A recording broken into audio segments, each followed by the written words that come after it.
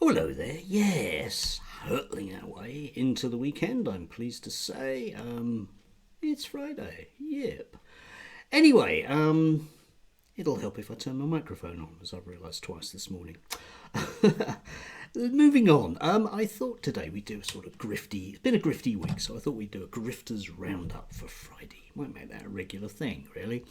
I've got some choice ones off Twitter today because I created a new Twitter account so I can stare at all the right wingers and see what they're up to. Ha! Not going to comment, so you can't ban me, guys. Anyway, on the mild corner, we have Douglas Murray writing The Spectator, who says that Prince Charming is cancelled, and he's sort of jumped on that particular bandwagon that all the rest of them have. They're very cross about Graham Linehan as well, but I'm not even going to bother with that.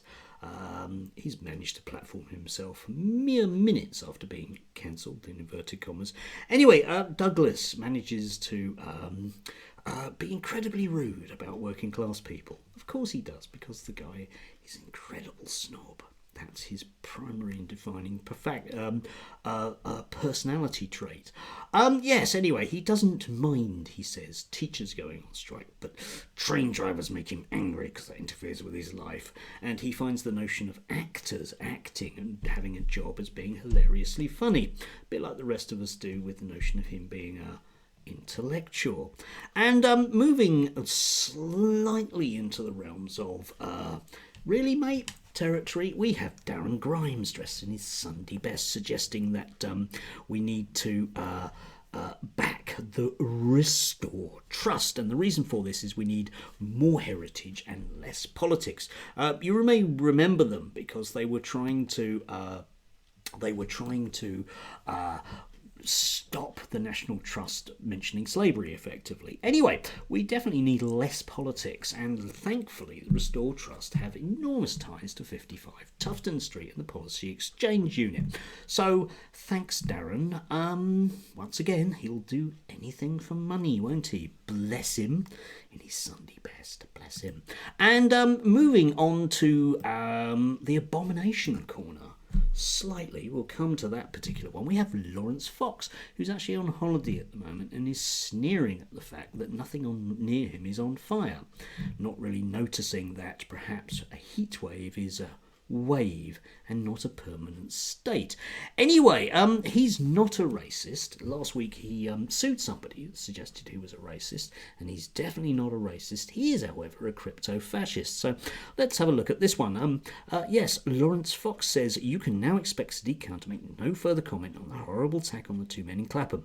Clapham homophobic stabbings, police release a new image of suspect. Yes, indeed. He's not a racist, but here he is using somebody's race to have a go at somebody who is a Pakistani bloke of Pakistani origin that he really doesn't like. Loza Deposit, didn't he? Yes, indeed.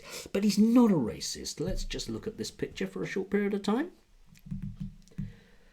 That's actually from only about 2 weeks ago. Jesus. Anyway, yes. And in the seriously Abomination corner, we have Calvin Robinson, who's actually on holiday with Lawrence Fox. There's a shot of the two of them on the same beach, which is terrifying. Can you imagine going on holiday and realising that those two are going to be on your beach all day long? Anyway, he's very, very upset with the notion of brown people. No, sorry, not brown people, Muslims, who may or may not be a particular colour, taking over a church. For a church building to become an apartment building is incredibly sad. No, it isn't. For a church to become a mosque is an abomination. Lord have mercy. Yes, because his God is the true one. Not your God, not my God. His God, obviously. He knows these things because God tells him, presumably. And, the sensible use of old and unused churches for a variety of purposes is something that he doesn't want. So I think we've got a campaign starting here. Let's read on. We do not need church buildings in order to be Christians, for collectively we are the church. Okay then, mate, so why are you hung up about the buildings? However, that does not make it right to turn a house of God into a house of heresy. Yes, you see, only he's got the right with God. Our consecrated ground, set apart for the worship of God, should not be conquered. We must stop this. Yes, indeed. So the next time you go to a Roman temple with a mosaic on the floor somewhere in Bath or somewhere in York, remember, you mustn't do anything around it because it's consecrated. Oh no, hang on. Wrong God. Sorry. Gods. Sorry.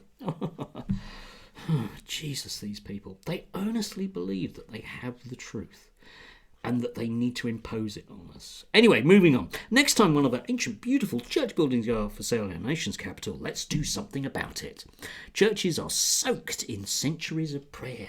Yes, they have mystical Harry Potter powers in the walls, don't they? Which you can get to if you get a little wand and you got an owl. Anyway, they are our heritage, a sign of our faith. If you see a church for sale in London, please let me know. Yeah, please do. Let's have a whole bunch of right-wing organisations deciding to stand outside a church building, which may or may not be used for another purpose because nobody goes there. Shall we?